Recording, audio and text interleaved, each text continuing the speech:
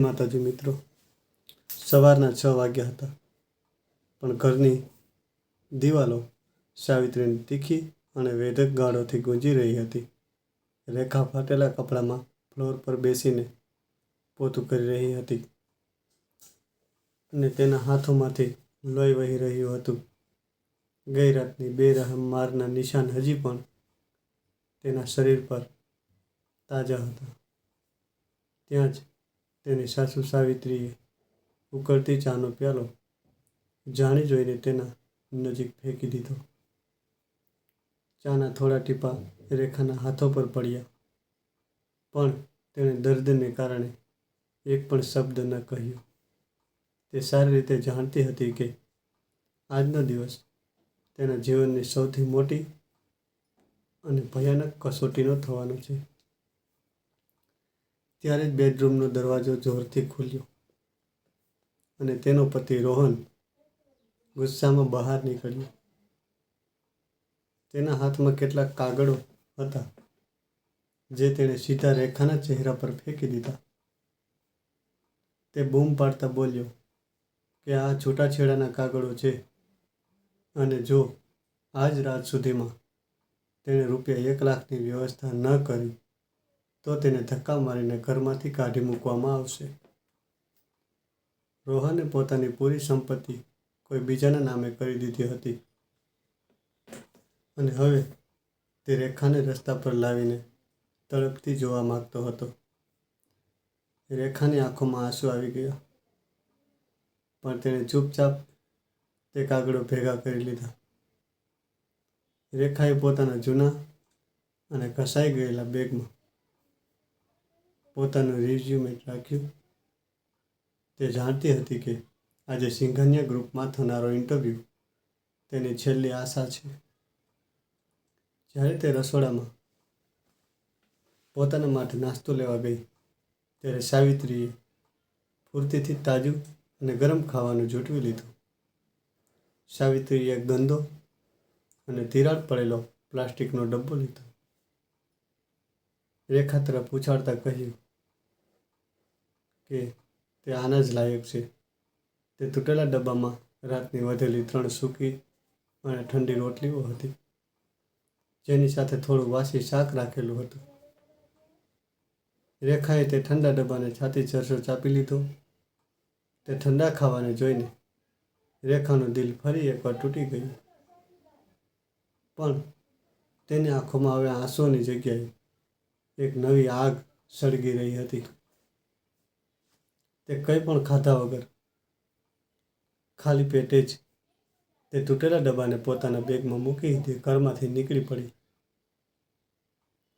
બહારની સખત ધૂપ અને મુંબઈના ભીડભાડવાળા રસ્તાઓ પર ચાલતી વખતે તેને માત્ર પોતાનું લક્ષ્ય દેખાઈ રહ્યું હતું.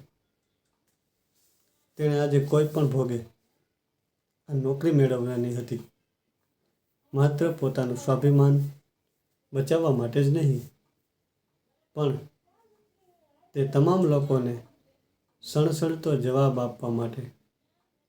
તેમણે તેને હંમેશા પગની ધૂળ સમજી.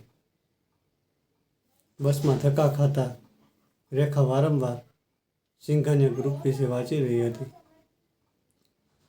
આ દેશની સૌથી મોટી અને પ્રતિષ્ઠિત કંપની હતી, જ્યાં મોટા મોટા દિગ્ગજો પણ નોકરી મેળવવા માટે તરસતા હતા. રેખા પાસે કોઈ ફેન્સી ડિગ્રી કે મોંઘા કપડાં ન હતા. તેની પાસે માત્ર તેની બુદ્ધિમત્તા અને વર્ષોની સખત મહેનતનો અનુભવ હતો. બસની બારીમાંથી બહાર જોતા તેણે મનોમન ભગવાનને પ્રાર્થના કરી. તે જાણતી હતી કે આજની સફર સરળ ના હોય, પણ તેની પાસે હાર માનવાનો કોઈ વિકલ્પ પણ નહોતો. તે દરેક પડકારનો સામનો કરવા માટે પૂરી રીતે તૈયાર હતી. સિંઘાનિયા ગ્રુપની ગગનચુંબી ઇમારત સામે ઊભા રહીને રેખાને પોતાની હેસિયત ખૂબ નાની લાગી. ઇમારતના કાચ સૂર્યના પ્રકાશમાં ચમકી રહ્યા હતા, જાણે તે દરેક આવનાર વ્યક્તિને મજાક ઉડાવી રહ્યા હોય. ગેટ પર ઊભેલા સુરક્ષાકર્મીએ પણ રેખાના સામાન્ય સુતરાઉ કપડાં જોઈને તેને વિચિત્ર નજરોથી જોઈ. પણ રેખાએ પોતાનું માથું ઊંચું રાખ્યું અને આત્મવિશ્વાસ સાથે રિસેપ્શન તરફ પગલાં ભર્યા. તેને ખબર હતી કે તેની આ અસલી તાકાત તેનું મગજ છે, ના કે તેની બાહ્ય વેશભૂષા.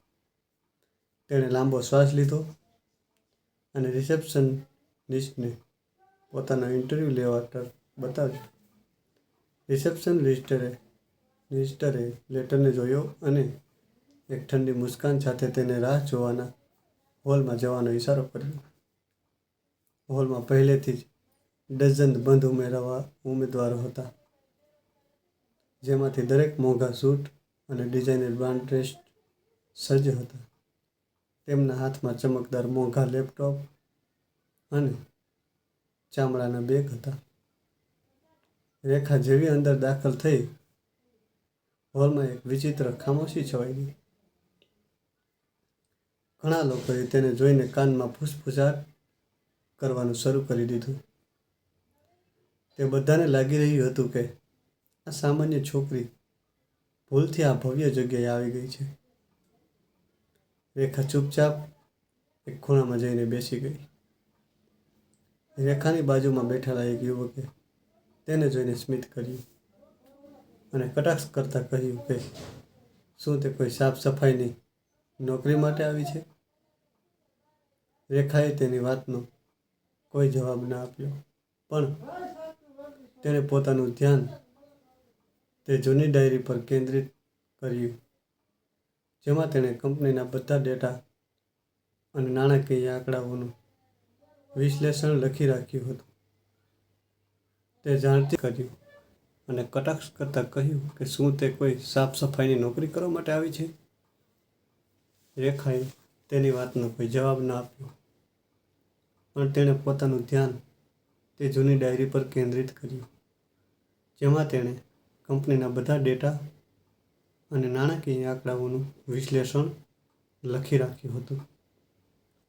તે જાણતી હતી કે આજે તેણે પોતાની યોગ્યતા સાબિત કરવા માટે માત્ર એક તક જોઈએ છે.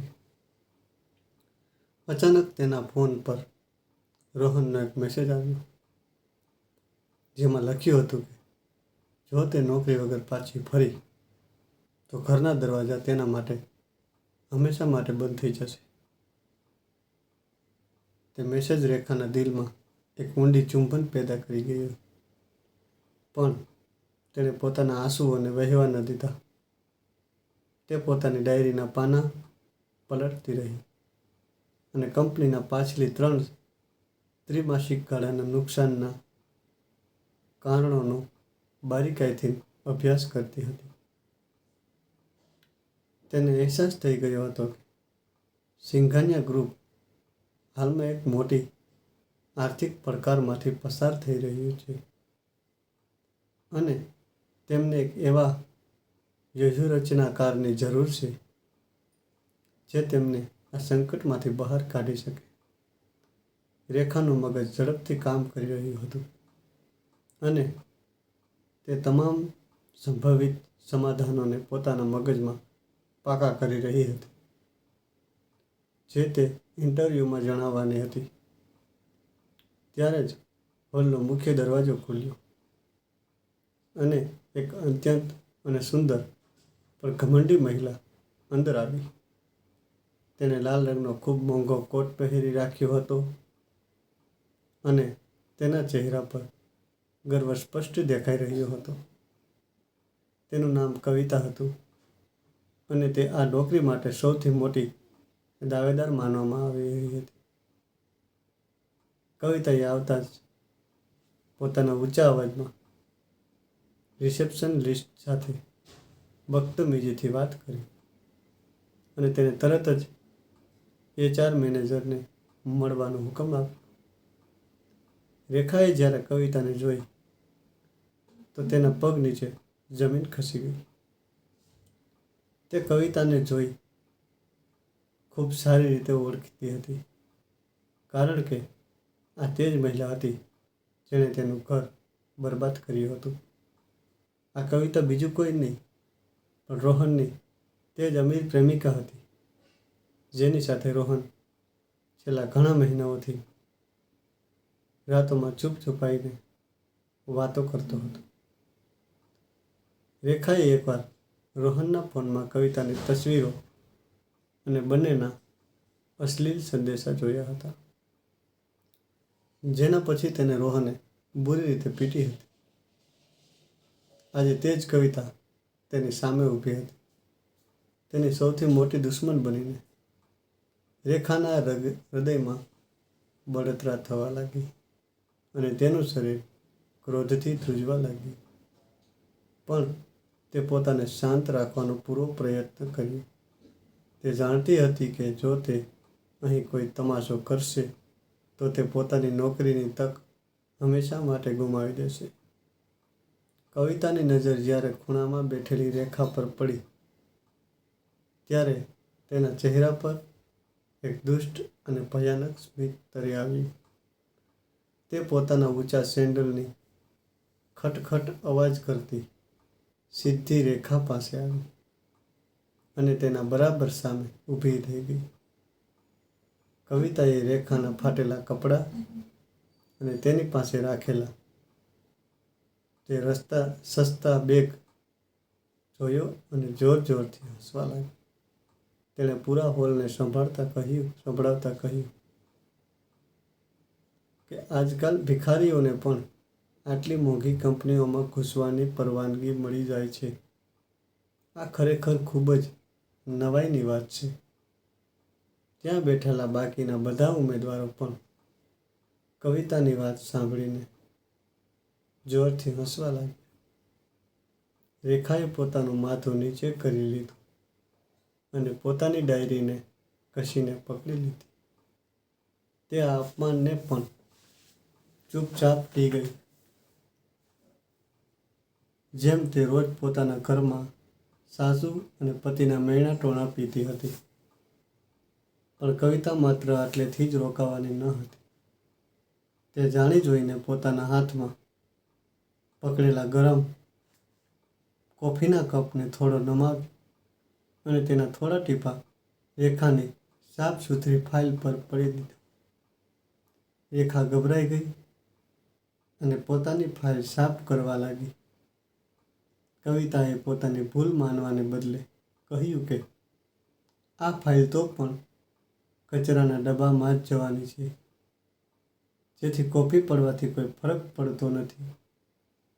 તે જ સમયે કવિતાની નજર રેખાના બેગમાંથી બહાર ઝાંકતા તે તિરાડ પડેલા પ્લાસ્ટિકના ડબ્બા પર પડી, જેમાં રેખાનું ઠંડુ ખાવાનું રાખેલું હતું.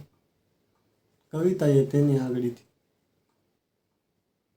બતાવતા કહ્યું કે આ ડબ્બામાંથી કેટલી ગંદી અને વાસી દુર્ગંધ આવી રહી છે. શું આ છોકરી અહીં ઇન્ટરવ્યૂ આપવા આવી છે કે પોતાની દુર્ગંધ મારતી રોટલીઓ વેચવા? હોલમાં ફરી એકવાર ઠૂઠિયા ગુંજી ઉઠી. રેખાનું આત્મસન્માન પૂરી રીતે છિન્ન ભિન્ન થઈ ચૂક્યું હતું. તેણે પોતાના બેગની ચેન બંધ કરી અને ઊંડો શ્વાસ લેતા કવિતાની આંખોમાં સીધું જોયું. તેની આંખોમાં હવે ડર નહીં પણ એક મૂક પડકાર હતો. રેખાએ અત્યંત શાંત પણ દઢ અવાજમાં કહ્યું કે ઇન્સાનની ઓળખ તેના મોંઘા કપડાં કે તાજા ખાવાથી નહીં, પણ તેની બુદ્ધિ અને તેની મહેનતથી થાય છે. કવિતાએ આ સાંભળીને પોતાનું મોં ચડાવ્યું અને ત્યાંથી પગ પછાડતી આગળ વધી ગઈ. થોડી જ મિનિટો બાદ HR મેનેજર કરણ હોલમાં દાખલ થયો. કરણે આવતા જ કવિતાને જોઈ અને ખૂબ જ ચાપલુસી ભર્યા અંદાજમાં તેનું સ્વાગત કર્યું. આ સ્પષ્ટ હતું કે કવિતાએ પહેલેથી જ પૈસાના દમ પર HR મેનેજરને ખરીદી લીધો હતો. રેખા માટે આ લડાઈ હવે વધુ મુશ્કેલ અને ભયાનક થવાની હતી. કરણે હોલમાં હાજર બધા લોકો અને એક નજર નાખી, પણ તેની આંખો કવિતા પર જઈને અટકી ગઈ. તેણે મોટી ચાપલૂસી સાથે કવિતાને એક VIP કેબિનમાં બેસવાનો આગ્રહ કર્યો.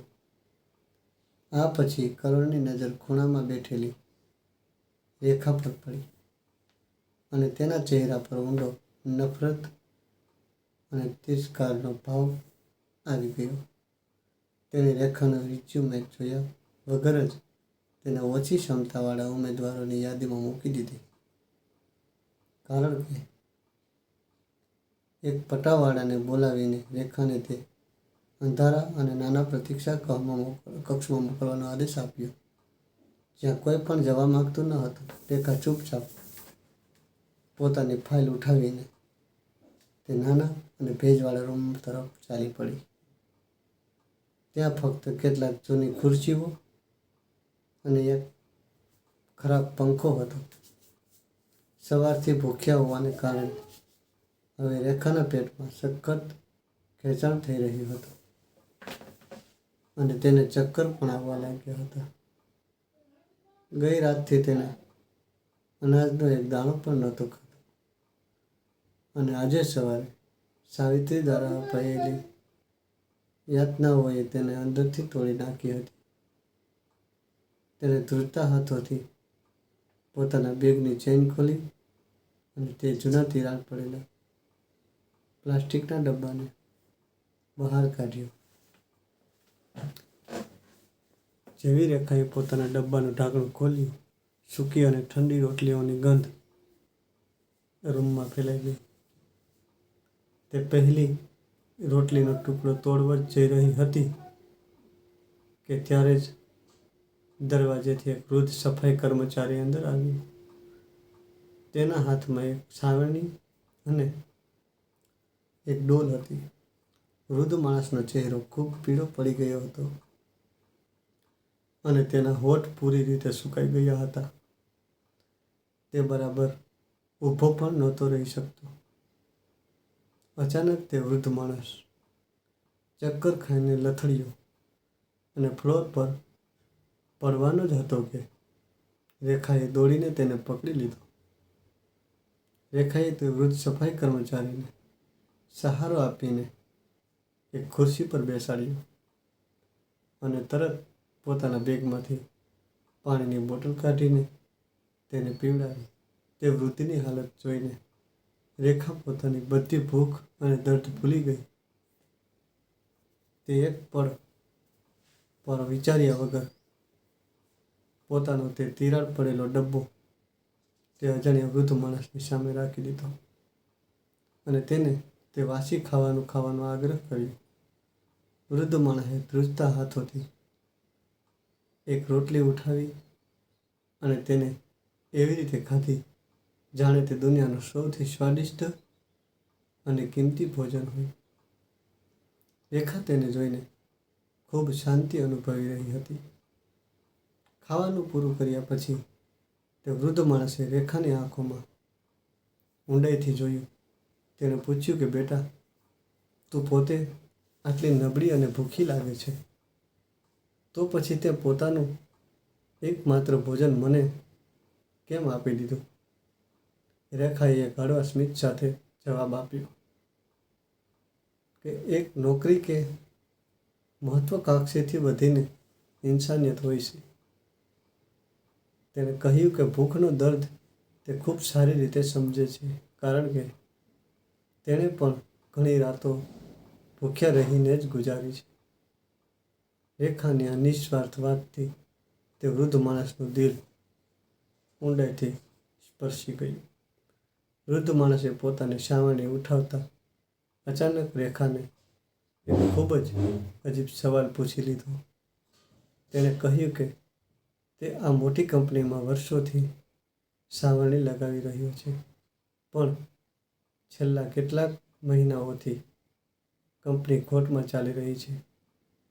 તેણે ખૂબ જ ભોળપણથી રેખાને પૂછ્યું કે જો તે આ કંપનીની માલિક હોત તો તે આ આર્થિક સંકટને કેવી રીતે દૂર કરત.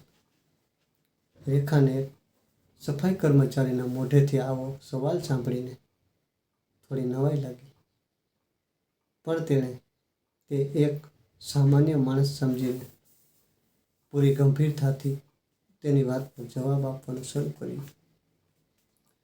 રેખાએ પોતાની ડાયરી ખોલી અને ગયા વર્ષના નાણાકીય ડેટાનું ખૂબ જ સચોટ વિશ્લેષણ તે વૃદ્ધ માણસ સામે રજૂ કરી દીધું.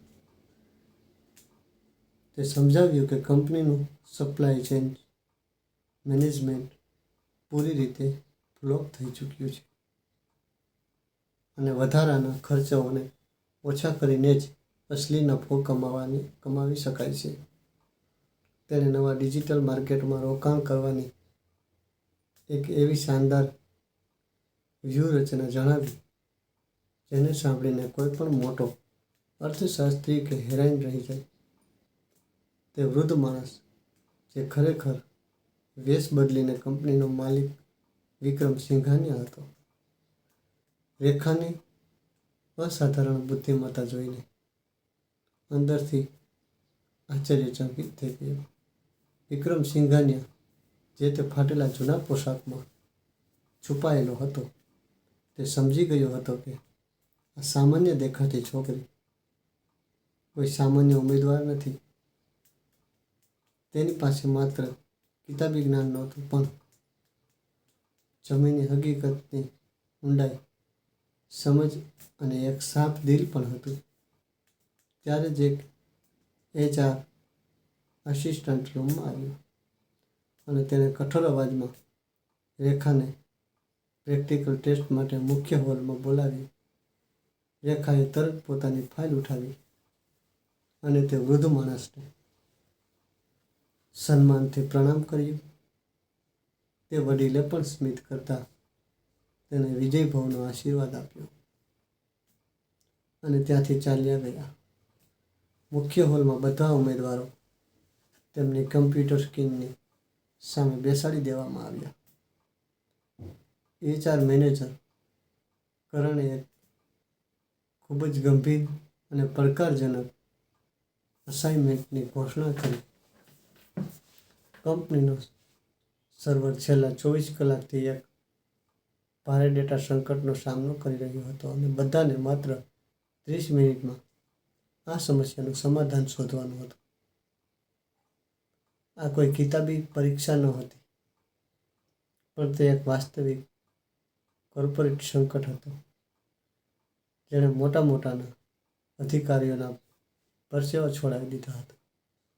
રેખાએ જેવી સ્ક્રીન પર ડેટા જોયો, તેનું મગજ પૂરી રીતે ગતિથી કામ કરવા લાગ્યું અને તેની આંગળીઓ કીબોર્ડ પર ઝડપથી ચાલવા લાગી. રેખા માટે આ ડેટા કોઈ ભૂલભુલામણી જેવો નહોતો, પણ તે તેની દરેક કડીને સારી રીતે સમજી રહી હતી. તેણે જટિલ એલ્ગોરિધમને ઉકેલવાનું શરૂ કર્યું અને એક શ્રેષ્ઠ રિકવરી યોજના ટાઈપ કરવા લાગી. બીજી તરફ કવિતા પૂરી રીતે ગભરાયેલી હતી. તેના મોંઘા નખ કીબોર્ડ પર બસ એમ જ ખટખટાવી રહ્યા હતા, પણ સ્ક્રીન પર કોઈ સાચો કોડ નહોતો લખાઈ રહ્યો. તેને સમજાતું નહોતું કે આ ડેટા સંકટને કેવી રીતે હલ કરવો. તેનો ઘમંડ ધીમે ધીમે ડરમાં બદલાઈ રહ્યો હતો, પણ તેની શાતિર નિગાહો રેખાની સ્ક્રીન પર ટકેલી હતી. 25 મિનિટની અંદર જ રેખાએ એક એવું અચૂક સમાધાન તૈયાર કરી લીધું જે કંપનીના કરોડો રૂપિયા બચાવી શકતું હતું. તેણે પોતાની ફાઇલને સેવ કરી, પણ સતત ભૂખ્યા રહેવાને કારણે તેની આંખો સામે અચાનક અંધારું છવાવા લાગ્યું. તેણે વિચાર્યું કે અસાઇનમેન્ટ સબમિટ કરતા પહેલાં તે વોશરૂમ જઈને પોતાના ચહેરા પર થોડું ઠંડુ પાણી નાખી દે, જેથી તેને થોડી રાહત મળી શકે. તેણે પોતાની ખુરશી છોડી અને ધીમા પગલે હોલમાંથી બહાર નીકળી ગઈ. તેને આ વાતનો બિલકુલ અંદાજ ન હતો કે તેની આ નાનકડી ભૂલ કેટલી ભારે પડવાની છે. જેવી રેખા હોલમાંથી બહાર ગઈ, કવિતાએ તક જોઈને તરત જ પોતાની ખુરશી છોડીને અને રેખાના કમ્પ્યુટર પાસે પહોંચી ગઈ. HR મેનેજર કરણ આ બધું જોઈ રહ્યો હતો, પણ તેણે કવિતાને રોકવાને બદલે બીજી તરફ મોં ફેરવી લીધું અને તેને કામ કરવાની છૂટ આપી દીધી. કવિતાએ પોતાના બેગમાંથી એક પેન ડ્રાઈવ કાઢી અને તેને રેખાના સિસ્ટમમાં લગાવી દીધી. તેણે મોટી ચાલાકીથી રેખાની પૂરી મહેનત અને ફાઇલને પોતાની પેન ડ્રાઈવમાં કોપી કરી લીધી અને પછી રેખા સિસ્ટમમાંથી અસલ ફાઇલને ડિલીટ કરી દીધી. સ્મિત કરતી કવિતા પાછી પોતાની જગ્યા પર આવીને બેસી ગઈ. થોડી જ મિનિટ બાદ રેખા પણ વોશરૂમમાંથી પાછી ફરી. તેનો ચહેરો હવે થોડો તાજો લાગી રહ્યો હતો. સમય સમાપ્ત થવાની ઘંટડી વાગી અને કરણે બધાને પોતાની ફાઇલો મુખ્ય સર્વર પર ટ્રાન્સફર કરવાનો આદેશ આપ્યો. રેખાએ આત્મવિશ્વાસ સાથે પોતાનું ફોલ્ડર ખોલ્યું, પણ ત્યાં કંઈ પણ નહોતું. તેની ફાઇલ ગાયબ થઈ ચૂકી હતી. તેના પગ નીચેથી જમીન ખસી ગઈ. તેણે કમ્પ્યુટરના દરેક ફોલ્ડરને ચેક કર્યું, પણ તેની 25 મિનિટની સખત મહેનતનું ક્યાંય કોઈ નામ નિશાન ન હતું. રેખા બુરી રીતે ગભરાઈ ગઈ. કરણે જાણી જોઈને સૌથી પહેલા કવિતાની ફાઇલને મોટી સ્ક્રીન પર ખોલી. રેખાએ બનાવેલી તે શાનદાર વ્યૂહરચના જોઈને કરણે જોરથી તાળીઓનો વગાડવાનું શરૂ કરી દીધું. તેણે કવિતાને એક બિઝનેસ જીનિયસ જાહેર કરી અને કહ્યું કે કંપનીને બિલકુલ આવા જ મગજની જરૂર છે. કવિતા ગર્વથી હસી રહી હતી અને બધા તેને અભિનંદન આપી રહ્યા હતા. આ પછી કરણે રેખાનું સિસ્ટમ ચેક કર્યું. ખાલી ફોલ્ડર જોઈને તેણે બૂમ પાડતા રેખાને એક ધોખેબાજ અને અભણ સ્ત્રી કરી, જે માત્ર કંપનીનો કિંમતી સમય બરબાદ કરવા અહીં આવી હતી. રેખાએ રડતા રડતા કરણને સમજાવવાની કોશિશ કરી કે તેણે પૂરી ફાઇલ તૈયાર કરી હતી અને પછી તે અચાનક ડિલીટ થઈ ગઈ. તેણે કવિતાની સ્ક્રીન પર પોતાની જ બનાવેલી ફાઇલ જોઈ અને સમજી ગઈ કે આ બધું એક ગંદુ ષડયંત્રનો ભાગ છે, કારણ કે સુરક્ષા કર્મીઓને જ અવાજ લગાવી અને રેખાને ધક્કા મારીને બહાર કાઢવાનો હુકમ આપ્યો. ત્યારે જ કવિતા ધીમેથી રેખા પાસે આવી અને તેના કાનમાં ફૂસફૂસાટ કરતા બોલી કે તેણે રેખાની ફાઇલ લઈ જ નહીં પણ તેના પતિ રોહનને પણ જોઈ લીધો અને હવે તે રસ્તા પર ભીખ માંગશે. બે હટખટા સુરક્ષાકર્મીઓ હોલમાં દાખલ થયા અને તેમણે રેખાને બંને હાથોથી બેરહેમીથી પકડી લીધી. રેખા ચીસો પાડીને કહી રહી હતી કે કવિતાએ તેની મહેનત ચોરી કરી છે, પણ કોઈ પણ તેની વાત સાંભળવા તૈયાર નહોતું. હોલમાં હાજર અન્ય ઉમેદવારો પણ રેખા પર હસી રહ્યા હતા અને તેને એક પાગલ સ્ત્રી સમજી રહ્યા હતા.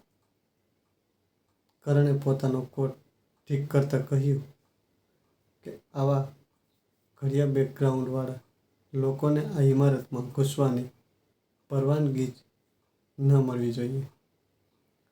રેખાની આંખોમાંથી હવે બેફામ આંસુ વહી રહ્યા હતા. તેની છેલ્લી આશા પણ તૂટી ચૂકી હતી. સુરક્ષાકર્મીએ રેખાને ઘસડીને મુખ્ય દરવાજા તરફ લઈ જવા લાગ્યા. રેખાને પોતાનું ઘર યાદ આવતા કહી લાગ્યું, જ્યાં તેની નિર્દય સાસુ અને ધોખેબાજ પતિ તેના ખાલી હાથ પાછા ફરવાની રાહ જોઈ રહ્યા હતા. તેને લાગ્યું કે હવે તેની જિંદગી પૂરી રીતે ખતમ થઈ ચૂકી છે અને તેને રસ્તા પર ભીખ માંગવા સિવાય કોઈ બીજો રસ્તો નહીં બચે. કવિતાનું તે શેતાની હાસ્ય તેના કાનોમાં ગુંજી રહ્યું હતું, જે તેને એક હારેલા ઇન્સાનનો અહેસાસ કરાવી રહ્યું હતું. પણ નીતિએ આજે આ રૂમમાં કંઈક બીજો જ મોટો ખેલ રચી રહ્યો હતો. બરાબર તે જ વખતે જ્યારે સુરક્ષાકર્મીઓ રેખાને ધક્કા માર દરવાજામાંથી બહાર ધકેલવાના જ હતા, હોલની પાછળથી એક ખૂબ જ શાંત પણ દમદાર અવાજ ગુંજ્યો, "રોકાઈ જાઓ." આ અવાજ એટલો ભારે અને અધિકારપૂર્વ હતો કે હોલમાં એકદમ સન્નાટો છવાઈ ગયો. બધા ફરીને જોયું અને તેમના આશ્ચર્યનો કોઈ પાર ન રહ્યો. ત્યાં જ વૃદ્ધ સફાઈ કર્મચારી ઊભો હતો, જેને રેખાએ પોતાનું ખાવાનું ખવડાવ્યું હતું. પણ હવે તેણે કોઈ જૂનો અને મેલો કપડો નહોતો પહેર્યો, પણ તે એક ખૂબ મોંઘા અને શાનદાર ઇટાલિયન સૂટમાં ઊભો હતો. તેનું વ્યક્તિત્વ પૂરી રીતે બદલાઈ ચૂક્યું હતું. તે વૃદ્ધ માણસે હોલની બરાબર વચ્ચે પગ મૂક્યો. કરણ અને અન્ય અધિકારીઓના ચહેરાનો રંગ ઉડી ચૂક્યો હતો. તે બધા ગભરાઈને પોતાની ખુરશીઓમાંથી ઊભા થઈ ગયા અને તેમના હાથમાં સન્માનમાં જોડાઈ ગયા. તે કોઈ સામાન્ય સફાઈ કર્મચારી નહોતો, પણ સિંઘાનિયા ગ્રુપનો સ્થાપક અને ચેરમેન વિક્રમ સિંઘાનિયા હતો. વિક્રમે ખૂબ જ ઠંડી અને ભેદક નજરથી કરણ અને કવિતા તરફ જોયું. તેણે સુરક્ષાકર્મીઓને તરત પાછળ હટવાનો અને હોલના બધા દરવાજા બંધ કરવાનો કડક આદેશ આપ્યો. આજનો આ ઇન્ટરવ્યૂ હવે એક અદાલતમાં બદલવાનું હતું. વિક્રમ સિંઘાનિયાએ HR મેનેજર કરણને પૂછ્યું કે શું તેની પોતાની ખુરશી અને તાકાતનો એટલો ઘમંડ થઈ ગયો કે તે કોઈ પણ નિર્દોષને તપાસ્યા વગર બહાર ફેંકી રહ્યો છે. કરણ પરસેવાથી લથપથ થઈ ગયો અને તેણે હકલાતા કહ્યું કે સર, આ છોકરી જૂઠું બોલી રહી છે અને તેણે કવિતાની ફાઇલ ચોરવાની કોશિશ કરી રહી છે. કવિતાએ પણ પોતાના નકલી આંસુ અને વહાવતા વિક્રમ સામે પોતાને એક પીડિતની જેમ રજૂ કરવાની કોશિશ કરી. પણ વિક્રમ સિંઘાનિયા કોઈની પણ જૂઠી વાતોમાં આવનારા ઇન્સાન ન હતા. તે બધું પહેલેથી જ જાણતા હતા.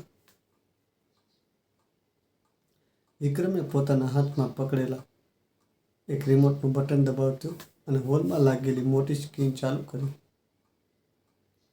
સ્ક્રીન પર અચાનક IT વિભાગનો લાઈવ ડેટા સર્વર દેખાવામાં લાગ્યું. વિક્રમે કડક અવાજમાં કહ્યું કે ઇન્સાન જૂઠું બોલી શકે છે, પણ મશીન અને ડેટા ક્યારેય જૂઠું નથી બોલતા. તેમણે IT હેડને આદેશ આપ્યો કે તે છેલ્લા 30 મિનિટની IP લોગ હિસ્ટ્રીને સ્ક્રીન પર બતાવે. થોડી જ સેકન્ડમાં સ્ક્રીન પર સ્પષ્ટ દેખાવા લાગ્યું કે રેખાના કમ્પ્યુટર સિસ્ટમમાંથી ફાઇલને પહેલાં એક પેન ડ્રાઈવમાં કોપી કરવામાં આવી અને પછી તેને ત્યાંથી ડિલીટ કરી દેવામાં આવી હતી. આ પુરાવો જોઈને કવિતાના કપાળ પર પરસેવો ચમકવા લાગ્યો, પણ તે હજી પણ પોતાની ચોરી માનવા તૈયાર ન હતી. તેણે બૂમ પાડીને કહ્યું કે આ ડેટા બનાવટી છે અને કોઈ પણ તે સાબિત નથી કરી શકતું કે તે પેનડ્રાઈવ તેની હતી. વિક્રમ સિંઘાનિયાએ એક કટાક્ષપૂર્ણ સ્મિત સાથે કહ્યું કે તે તે જાણતા હતા કે ચોર આટલી આસાનીથી પોતાનો ગુનો કબૂલ નહીં કરે. તેમણે રિમોટનું બીજું બટન દબાવ્યું અને સ્ક્રીન પર હોલના એક ગુપ્ત કેમેરાની હાઈ ડેટિફિકેશન વિડીયો ફૂટેજ ચલાવવા લાગી. તે કેમેરો એક સ્મોક ડિટેક્ટરની અંદર છુપાયેલો હતો. સ્ક્રીન પર સ્પષ્ટ દેખાઈ રહ્યું હતું કે કેવી રીતે રેખાના બહાર જતાં જ કવિતા તરત પોતાની ખુરશીમાંથી ઊભી થઈ રેખાના કમ્પ્યુટર પર ગઈ, પોતાની પેનડ્રાઈવ લગાવી અને પૂરો ડેટા ચોરી કરી લીધો. હોલમાં હાજર દરેક ઇન્સાન આ દ્રશ્ય જોઈને સ્તબ્ધ રહી ગયું. કવિતાનો ચહેરો હવે શરમ, ડરથી સફેદ પડી ગયો હતો. તે થરથર ધ્રુજવા લાગી અને તેની પાસે પોતાની સફાઈમાં કહેવા માટે એક પણ શબ્દ ન હતો. પણ વિક્રમ સિંઘાનિયાનો ક્રોધ હજી શાંત ન હતો થયો. તેમણે કરણ તરફ વળતા કહ્યું કે આ ગંદા ખેલમાં કવિતાને એકલીનો નહોતી. વિક્રમે કંપનીના સિક્યુરિટી હેડને અંદર બોલાવ્યો અને કરણનો મોબાઈલ ફોન જપ્ત કરવાનો આદેશ આપ્યો. કરણે વિરોધ કરવાની કોશિશ કરી, પણ સિક્યુરિટી ગાર્ડ્સે તેને ઘસીને પકડી લીધો અને વિક્રમે જણાવ્યું કે કંપનીના નવા સોફ્ટવેર કરણના બેંક એકાઉન્ટમાં હાલમાં થયેલા એક શંકાસ્પદ લેણદેણને પકડ્યો છે. સ્ક્રીન પર કરણના મોબાઈલના મેસેજ અને બેંક સ્ટેટમેન્ટ બતાવવામાં આવ્યા. તેમાં સ્પષ્ટપણે જોઈ શકાતું હતું કે કવિતાએ ઇન્ટરવ્યૂથી એક રાત પહેલાં કરણને ₹5 લાખની લાંચ આપી હતી, જેથી તે તેને નોકરી અપાવી શકે. સચ્ચાઈ પૂરી રીતે બેનકાબ થઈ ચૂકી હતી. કરણ, જે થોડી મિનિટો પહેલાં સુધી પોતાનો તાકાતનો ઘમંડ બતાવી રહ્યો હતો, હવે વિક્રમ સિંઘાનિયા પગમાં પડીને દયાની ભીખ માંગવા લાગ્યો. તેણે પોતાની નોકરી બચાવવા માટે કવિતા પર બધો ઇલ્ઝામ નાખવાની કોશિશ કરી. કવિતા પણ કરણને ગાળો આપવા લાગી. હોલમાં એક ભારે ડ્રામા ચાલી રહ્યો હતો, પણ રેખા બિલકુલ શાંત ઊભી હતી. તેની આંખોમાંથી આંસુ હતા, પણ તે હવે દુઃખના નહીં, પણ ન્યાય મળવાની ખુશી ન હતા.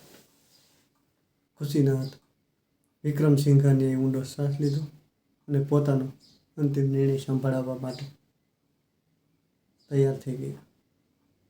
વિક્રમ સિંઘાનિયાએ એક પણ પળની મોડું કર્યા વગર કરણને કંપનીમાંથી હંમેશા માટે બરતરફ કરી દીધો.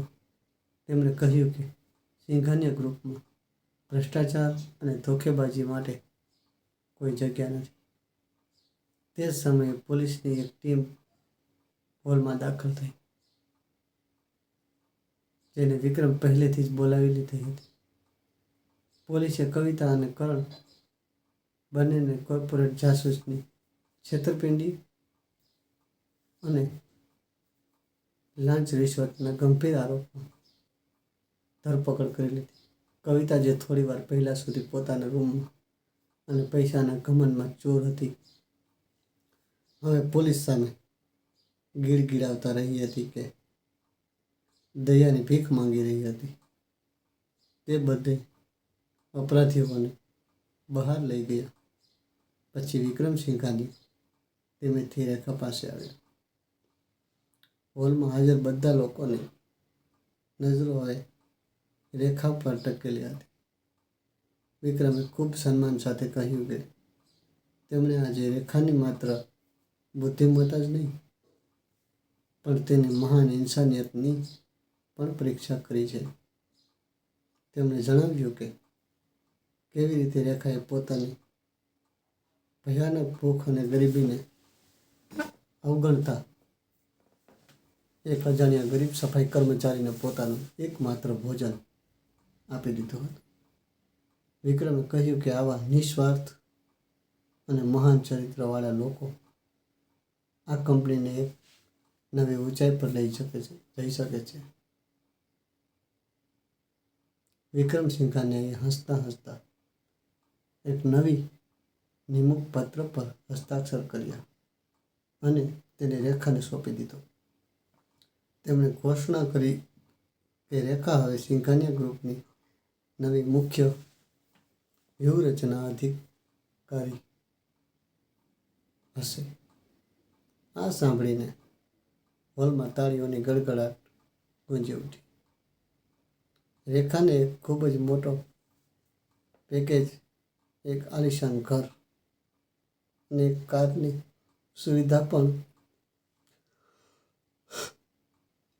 આપવામાં આવી.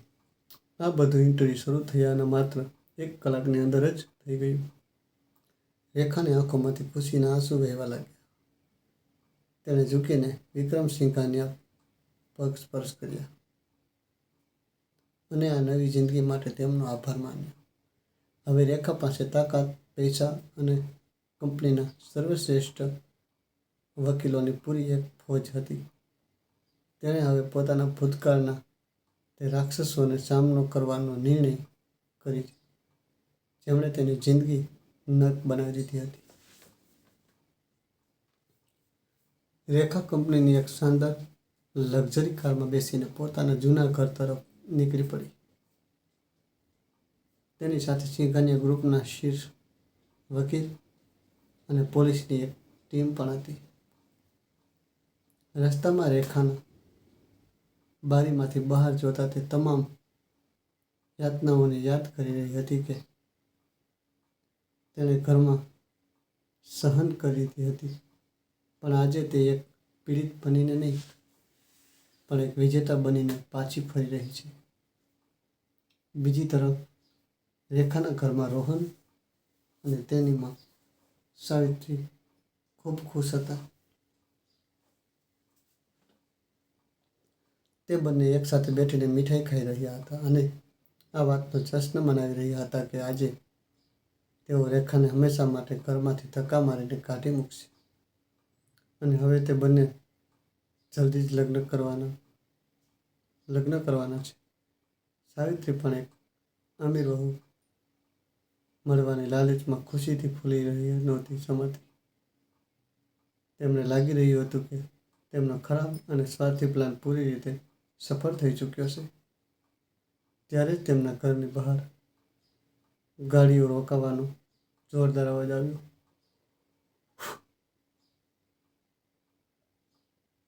રોહને જેવો દરવાજો ખોલ્યો, તેના પગ નીચે જમીન ખસી ગઈ. સામે રેખા ઊભી હતી, પણ આ તે ડરી ગયેલી રેખા નહીં. તેના ચહેરા પર એક ગજબનો તેજ અને આત્મવિશ્વાસ હતો. રેખાની પાછળ પોલીસ ઇન્સ્પેક્ટર અને કેટલાક વકીલો પણ ઊભા હતા. રોહન અને સાવિત્રી કંઈ સમજી શકે એ પહેલાં પોલીસે ઘરની અંદર પ્રવેશ કર્યો. રેખાએ શાંતિથી રોહનને જોયો અને કહ્યું, તારો સમય હવે પૂરો થઈ ચૂક્યો છે અને હવે તારા દરેક કાર્યનો હિસાબ ચૂકવવાનો સમય આવી ગયો છે. રેખાએ વકીલોના માધ્યમથી રોહન સામે કવિતા સાથે તેના ગેરકાયદેસર સંબંધના બધા પાકા પુરાવા રાખી દીધા. આ સાથે જ તેણે કવિતાના ધરપકડ થવાની ખબર પણ રોહનને આપી, જેને સાંભળીને રોહનના હોશ ઉડી ગયા. રેખાએ પોલીસને પોતાની ઈજાઓની મેડિકલ રિપોર્ટ અને સાવિત્રી દ્વારા કરવામાં આવેલી ઘરેલું હિંસાના બધા પુરાવા સોંપ્યા. વકીલોએ રોહન અને સાવિત્રી પર દહેજ પ્રતાડના, ભારતીય દંડ સંહિતાની કલમ 498 અને બ્લેકમેલિંગ હેઠળ ગંભીર કેસ દાખલ કરાવ્યા હતા. આ કલમો હેઠળ તેમને જામીન મળવા લગભગ અશક્ય હતું અને તેમની લાંબી જેલ યાત્રા નક્કી હતી. પોલીસે તરત રોહન અને સાવિત્રીના હાથકડી પહેરાવી દીધી. જમીન પર પડીને રેખાના પગ પકડીને રડવા લાગી. તેણે પોતાની બધી ભૂલોથી માફી માંગી, પણ હવે બધું મોડું થઈ ચૂક્યું હતું. મોહલ્લાના બધા લોકો ભેગા થઈ ગયા હતા અને તે બધા હેરાન થઈને તમાશો જોઈ રહ્યા હતા. હંમેશા સમાજમાં પોતાની જૂઠી ઇજ્જતનો દેખાડો કરનારા રોહન અને સાવિત્રીનો અસલી અને ધૃણાસ્પદ ચહેરો આજે બધાની સામે બેનકાબ થઈ ચૂક્યો હતો. પોલીસ તે બંનેને ખસેડીને જીપ તરફ લઈ ગઈ અને ત્યાંથી પોલીસ સ્ટેશને નીકળી. રેખાએ પોતાના જૂના ઘરના દરવાજાને હંમેશા માટે બંધ કરી દીધા. તેણે પોતાના હાથમાં પકડેલા તે જૂના તિરાડ પડેલા પ્લાસ્ટિકના ડબ્બાનો ત્યાં જ કચરાના ડબ્બામાં ફેંકી દીધો, જે તેના દર્દ અને અપમાનનું છેલ્લું પ્રતીક હતો. રેખાએ ઊંડો શ્વાસ લીધો અને આકાશ તરફ જોયું. હવે સૂર્યના કિરણો સીધા તેના ચહેરા પર પડી રહ્યા હતા, જે એક સોનેરી અને ઉજ્જવળ ભવિષ્યનો સંકેત આપી રહ્યા હતા. તેણે પાછળ ફરીને ન જોયું અને પોતાની કારમાં બેસીને એક નવી, આઝાદ અને ખૂબ સફળ જિંદગી તરફ પોતાનો પગ વધારી દીધા. આ કર્મનો સૌથી શ્રેષ્ઠ ન્યાય હતો. તો દોસ્તો, તમને શું લાગે છે? શું કર્મનું આ ચક્ર અને રેખાનો પોતાનો સાસુ અને પતિનો જેલ મોકલવાનો નિર્ણય પૂરી રીતે સાચો હતો, કે તેમને એક વધુ તક આપવી જોઈતી હતી? તમારો અભિપ્રાય કમેન્ટ બોક્સમાં જરૂર લખજો. કોર્ટરૂમ ખીચોખીચ ભરેલો હતો અને હવામાં એક વિચિત્ર તણાવ અનુભવાઈ રહ્યો હતો. રોહન અને સાવિત્રી કટઘરામાં ઊભા હતા, પણ તેમના ચહેરા પર હજી પણ જૂઠો ગર્વ અને બેશરમી ઝલકી રહી હતી. તેમણે શહેરના એક ખૂબ જ ચાલાક અને મોંઘા વકીલ મિસ્ટર બંસલનો કામે રાખ્યો હતો. જજ સામે રેખાને એક માનસિક રીતે અસ્થિર અને લાલચી સ્ત્રી સાબિત કરવાની કોશિશ કરી, જે સિંઘનિયા ગ્રુપની તાકાતનો ખોટો ઉપયોગ કરી રહી હતી. બંસલે કોર્ટમાં એક નકલી મેડિકલ સર્ટિફિકેટ રજૂ કર્યું, જેમાં દાવો કરવામાં આવ્યો હતો કે રેખા લાંબા સમયથી ડિપ્રેશનની ગોળીઓ ખાઈ રહી છે અને તેની માનસિક હાલતમાં ઠીક નથી. તેણે જજને કહ્યું કે રેખાએ સહાનુભૂતિ મેળવવા માટે પોતાની સાસુ અને પતિ પર જૂઠા આરોપ લગાવ્યા છે. બચાવ પક્ષના આ જૂઠને સાંભળીને કોર્ટમાં બેઠેલા લોકો અંદરોઅંદર ફૂસફૂસાટ કરવા લાગ્યા, પણ રેખા પોતાની જગ્યા પર બિલકુલ શાંત બેઠી હતી.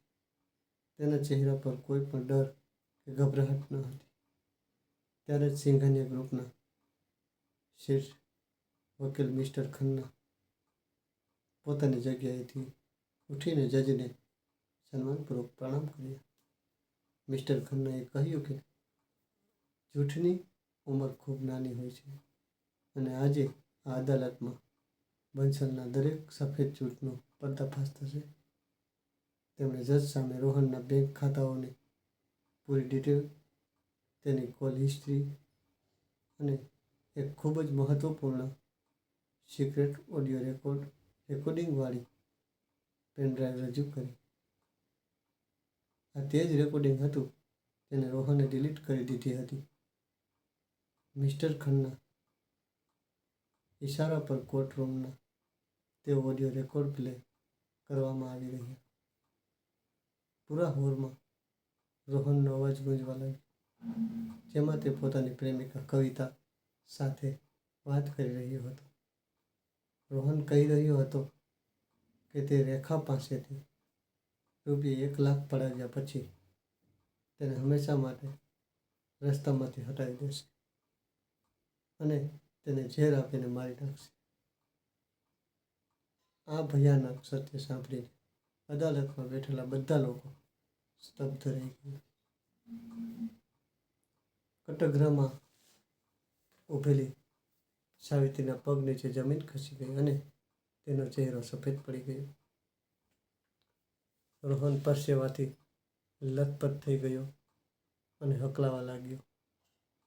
મિસ્ટર ખન્નાએ આગળ જણાવ્યું કે આ રેકોર્ડિંગ પોલીસની સાયબર ટીમે રોહનના ફોનમાંથી રિકવર કરી છે.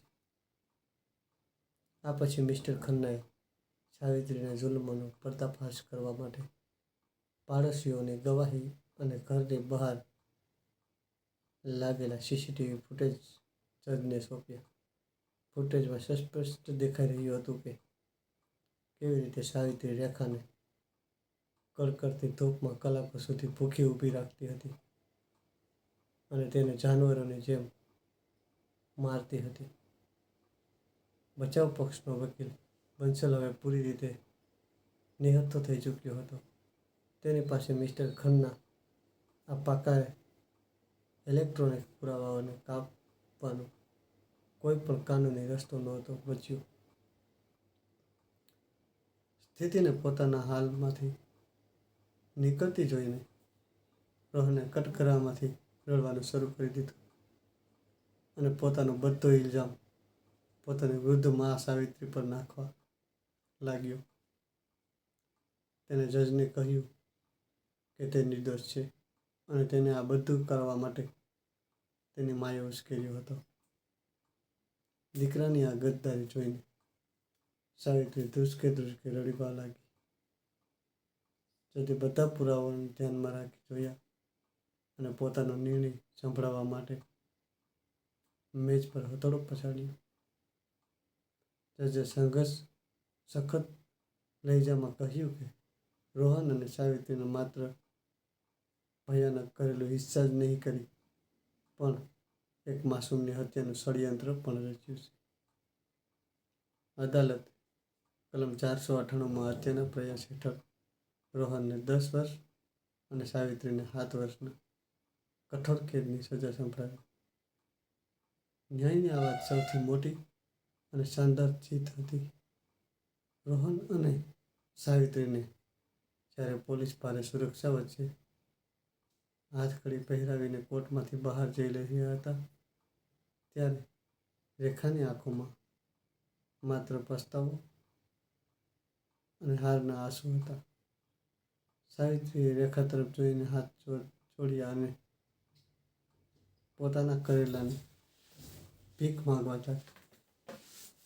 પણ રેખાએ પોતાનો ચહેરો બીજી તરફ ફેરવી લીધો. તે જાણતી હતી કે આ આંસુઓમાં કોઈ સચ્ચાઈ નહીં, પણ આ માત્ર જેલના ડરનું પરિણામ છે. કર્મે આજે તે બધાને તેમની અસલી ઓકાત બતાવી દીધી. બીજી તરફ શહેરની એક અન્ય અદાલતમાં પણ ન્યાયનો હથોડો ચાલી ચૂક્યો હતો. કવિતા અને પૂર્વ HR મેનેજર કરણને કોર્પોરેટ જાસૂસી, છેતરપિંડી અને ડેટા ચોરીના ગંભીર ગુનામાં 5 વર્ષની જેલની સજા સંભળાવવામાં આવી હતી. કવિતા, જે ક્યારેય મોંઘા બ્રાન્ડ્સ અને પોતાના રૂપના ઘમંડમાં ચૂર રહેતી હતી, હવે જેલના ફાટેલા જૂના કપડાં પહેરીને કેદીઓના શૌચાલય સાફ કરી રહી હતી. તેનો બધો ગર્વ અને પૈસો હવે સિંઘાનિયા ગ્રુપના વકીલોએ માટીમાં ફેરવી દીધો હતો. હવે રેખાનો દર્દનાક ભૂતકાળ પૂરી રીતે ખાખ થઈ ચૂક્યો હતો અને તેનો એક નવો શાનદાર જન્મ થઈ ગયો. સિંઘાનિયા ગ્રુપની ચીફ રજિસ્ટ્રી સ્ટ્રેટેજી ઓફિસર તરીકે કામ કરતી વખતે તેણે પોતાની ગજબની બુદ્ધિમત્તાથી નફરત અસમાન પહોંચાડી દીધો હતો. ચેરમેન વિક્રમ સિંઘાનિયાએ રેખા પર એટલો ગર્વ હતો કે તેમણે પોતાની દીકરીની જેમ માની લીધી હતી. રેખાએ કંપનીના દરેક મોટા પ્રોજેક્ટને પોતાની સખત મહેનતથી સફળ બનાવ્યો હતો. પોતાની સફળતાના શિખર પર પહોંચીને રેખાએ પોતાનો ભૂતકાળ ન ભૂલ્યો. તેણે કંપનીની અંદર નઈ કિરણ નામની એક ખૂબ મોટા પ્રોજેક્ટને શરૂ કર્યું. આ પ્રોજેક્ટનો મુખ્ય ઉદ્દેશ તે ગરીબ, નિસહાય અને ઘરેલું હિંસાનો શિકાર થયેલી મહિલાઓને મફત શિક્ષણ અને સન્માનજનક રોજગાર આપવાનો હતો. રેખા પોતે તે મહિલાઓને મળતી હતી અને તેમની વાર્તાઓ સંભળાવતી હતી અને તેમને તેમના પગ પર ઊભા થવાની તાકાત આપતી હતી. તે તમામ મહિલાઓ માટે એક મસીહા બની ચૂકી હતી. રેખા હવે માત્ર એક સફળ કોર્પોરેટ લીડર ન હતી, પણ પૂરા દેશની મહિલાઓ માટે એક ખૂબ મોટી પ્રેરણા બની ગઈ હતી. તેના કામ અને સંઘર્ષની ચર્ચા અખબારોના પહેલા પાના પર અને ન્યૂઝ ચેનલો પર થવા લાગી હતી. દરેક જણ તે છોકરીની તારીફ કરી રહ્યું હતું, જેણે એક ઠંડા ખાવાના ડબ્બાથી લઈને સિંઘાનિયા ગ્રુપના બોર્ડરૂમ સુધીની સફર નક્કી કરી હતી. રેખાએ આ સાબિત કરી દીધું હતું કે એક સ્ત્રી જો ધારી લે તો તે કંઈ પણ કરી શકે છે. કેટલાક વર્ષો પછી વિક્રમ સિંઘાનિયાએ પોતાની વધતી ઉંમરને કારણે કંપનીમાંથી રિટાયરમેન્ટ લેવાનો નિર્ણય કર્યો. તેમણે એક ભવ્ય સમારોહ રેખાને સિંઘાનિયા ગ્રુપની નવી CEO ઘોષિત કરી દીધી. રેખાએ તે દિવસે તે જ સમાન સુતરાઉ સાડી પહેરી હતી જે તેણે પોતાના પહેલા ઇન્ટરવ્યૂમાં દિવસે પહેરી હતી. જ્યારે તેણે પોતાનું ભાષણ આપ્યું ત્યારે પૂરો હોલ ઊભો થઈને તાળીઓ વગાડી રહ્યો હતો. રેખાના ચહેરા પર એક અપાર શાંતિ અને આત્મસંતુષ્ટિની ચમક હતી. ભાષણ પૂરું થયા પછી રેખા પોતાના આલીશાન ઓફિસની બાલ્કનીમાં ઊભા રહીને ડૂબતા સૂર્યને જોઈ રહી હતી. તેને પોતાનો તે જૂનો તિરાડ પડેલો પ્લાસ્ટિકનો ડબ્બો યાદ આવ્યો, જેણે તેને જીવનનો સૌથી મોટો પાઠ શીખવ્યો હતો. તેણે અનુભવ્યું કે ખરાબ સમય ઇન્સાનને થોડી જરૂર છે, પણ જો ઇન્સાનમાં હિંમત અને સચ્ચાઈ હોય તો તે જ ખરાબ સમય તેને ફોલાદ બનાવી દે છે. હવે તેની જિંદગીમાં ચારે તરફ માત્ર સફળતા અને ખુશીઓની સોનેરી રોશની હતી. તો દોસ્તો, તમને શું લાગે છે? શું રેખાએ પોતાના પ્રોજેક્ટ દ્વારા બીજી મહિલાઓની મદદ કરીને યોગ્ય કર્યું છે? શું સાચા કર્મોનું ફળ હંમેશા મીઠું અને બુરાઈનું પરિણામ હંમેશા ભયાનક હોય છે? તમારો અભિપ્રાય કમેન્ટ બોક્સમાં જરૂર લખજો. જો તમે આ પૂરી વાર્તા અને તેનો આ શાનદાર અંત પસંદ આવ્યો હોય તો વિડીયોને લાઈક કરો અને પોતાના દોસ્તો અને પરિવાર સાથે શેર કરો અને ચેનલને સબસ્ક્રાઈબ કરવાનું બિલકુલ ન ભૂલશો. વાર્તામાં અંત સુધી સાંભળવા બદલ તમારો દિલથી ખૂબ ખૂબ આભાર. હર હર મહાદેવ.